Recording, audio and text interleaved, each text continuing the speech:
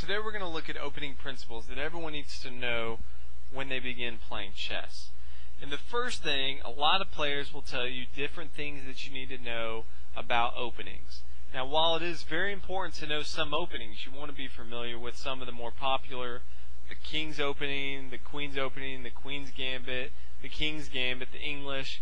Although it's important to know some of the common openings, it's more important to know the opening principles behind them. And those opening principles are what we're going to go over today.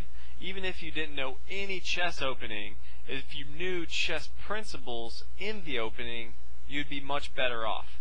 And that's what a lot of beginners struggle with, is they memorize these openings and have no idea why they're moving them because they don't know the fundamentals behind the principles, and then they end up struggling because their chess game revolves around memorization of 4 or 5 moves when they really haven't focused on learning how to play chess.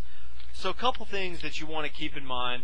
Anytime in the beginning of chess, you want to have a few things in the back of your head. First, you want to have center control. You don't want to start out with a move like h4. That doesn't control the center. Second, you want to have king safety. Right now, both sides have king safety.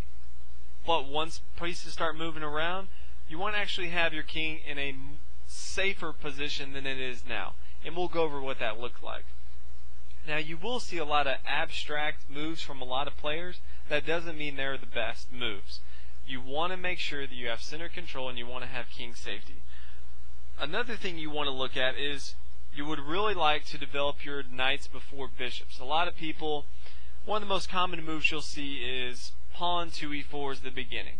You may see pawn d5, or excuse me, pawn d4, but pawn to e4 is one of the most common openings that you'll see. From here, you'll see knight to f3 as the second move, and you'll see this because you normally want to open your knights before your bishops. It's not the most important thing in the world, it's just usually a common thing that you'll see. Most people, you would like to open up your knights before your bishops. Just something to keep in mind. Another thing you want to keep in mind is you don't want to move your pawns in front of your king more than you have to. So let's say you've developed your pieces, you've brought your bishop to c4, you brought your knight to f3. Another thing you want to think about is you want to develop the pieces first to the side that you're going to castle. So if I'm going to castle queen side, it's really not going to help me if I develop all my pieces on my king side, because now I still have 3 pieces on my queen side that I have to move before I can castle. And remember, center control and king safety. So you want to make sure that you're developing pieces to the... Most people are going to castle king side. So most of the time you're going to see people develop their knight and then they're going to develop your bishop. You want to get your pieces center control. As you can see, we have great center control with our pawn and our minor pieces. And now we're going to castle king side. We have great center control, and now we have king safety. But we want to be very careful, because from here, a lot of players make a lot of mistakes, and they'll move a play like g4. This is not a good play, especially if we don't have to. You want to make sure that when you have king safety, you keep king safety. You don't want to move your pawns in front of your kings if you don't have to, because it lets pieces come in here and attack our king. As a piece can sneak in here to h3 and then get to g2 and checkmate our king. You really don't want to do that. Another thing you want to do, obviously we'd like to develop our bishops. We want to get develop our pawns. We want to get our other bishops into the action.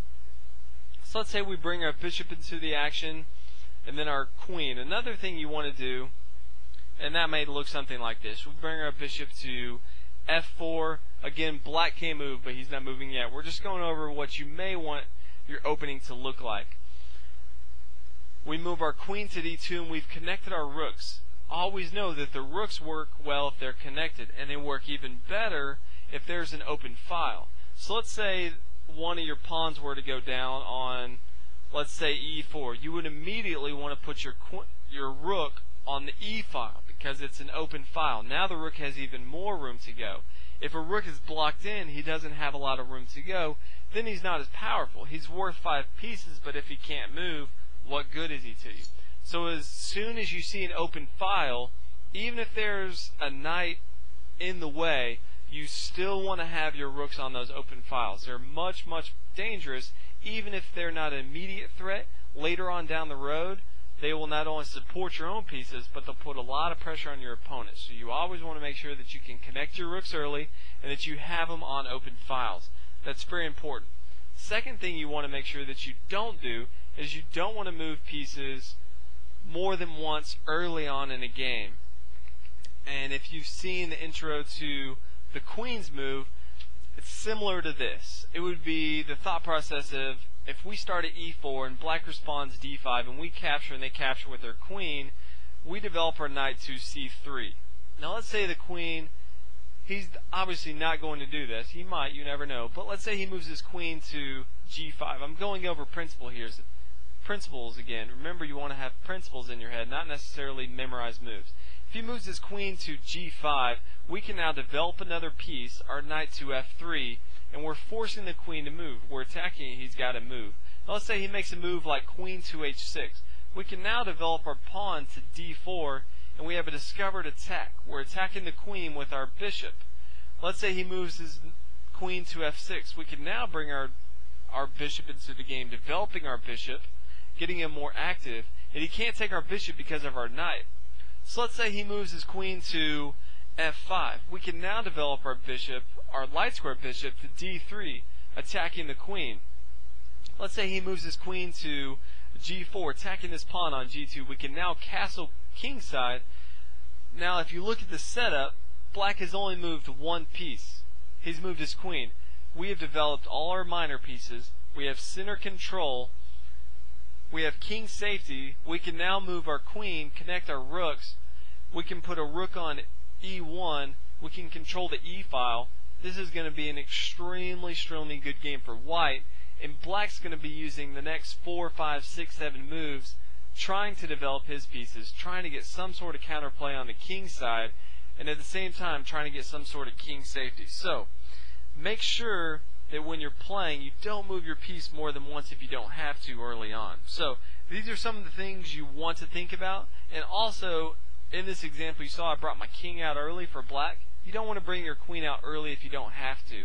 You want to keep him back. You want to develop your knights first, then your bishops, and then you want to have your queen support those pieces in any attack that you have. So these are some of the key concepts you want to think about in opening. You don't want to memorize moves. You want to know different openings, obviously, but more importantly, you want to know principles behind those. So hopefully you enjoyed this, and hopefully you learned a lot. Thanks for watching.